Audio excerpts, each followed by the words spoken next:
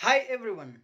Last time we were discussing about the temperature of hell, and today we shall be discussing about the temperature of heaven. It is important for some of us who believe we are on our journey to heaven to know exactly what kind of conditions await for us in heaven. Now, the temperature of heaven, just like the temperature of hell, is not so difficult to measure. All we need to know is what is or shall be supplying heat in heaven, or rather what the conditions in heaven look like. Now, when we're discussing about the temperature of hell, I remember mentioning that the maximum temperature of hell is 444.61 degrees Celsius. That is the boiling point of sulfur.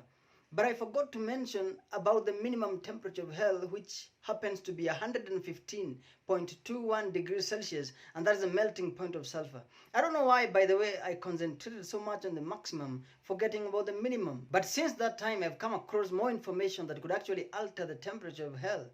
But more to that at the end of this video. So stay tuned until the end. Back to the temperature of heaven. And just like the temperature of hell, all we need is some basic religion and some basic science. Not really basic science, some slightly advanced science.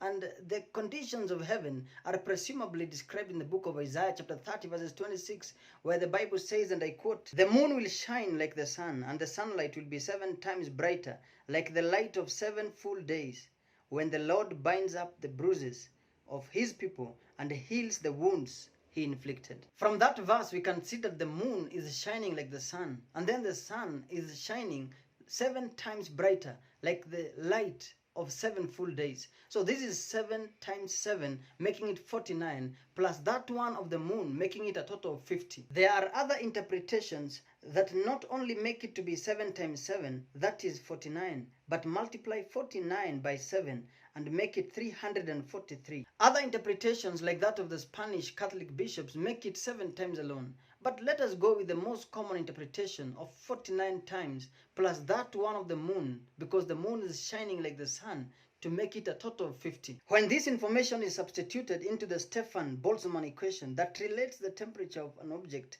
with the amount of radiation received, then we can accurately calculate the temperature of heaven. Now, in this equation, H represents heaven, E represents earth, and then 50 represents the total amount of radiation received by heaven. The absolute temperature of earth is taken as 300 Kelvin, and when you do the cross multiplication, you find out that the temperature of heaven is 798 Kelvin, or rather 525 degrees Celsius. Therefore, technically speaking, and in conclusion, heaven is hotter than hell.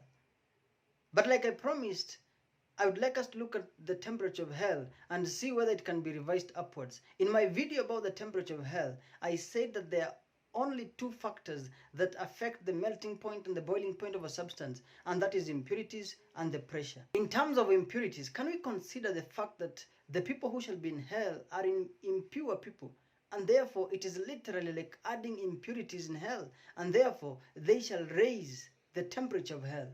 That is one. Number 2, in what form shall the people in hell be? Shall they be in form of this body? Shall they be in form of soul or spirit? Because that form that they shall be in can affect the pressure of hell. I must admit that before doing this video, I used to believe that people shall only exist in form of spirit or soul in the afterlife. But I've gotten a lot of literature, quite interesting, and some of them are suggesting that we shall actually have this body in the afterlife.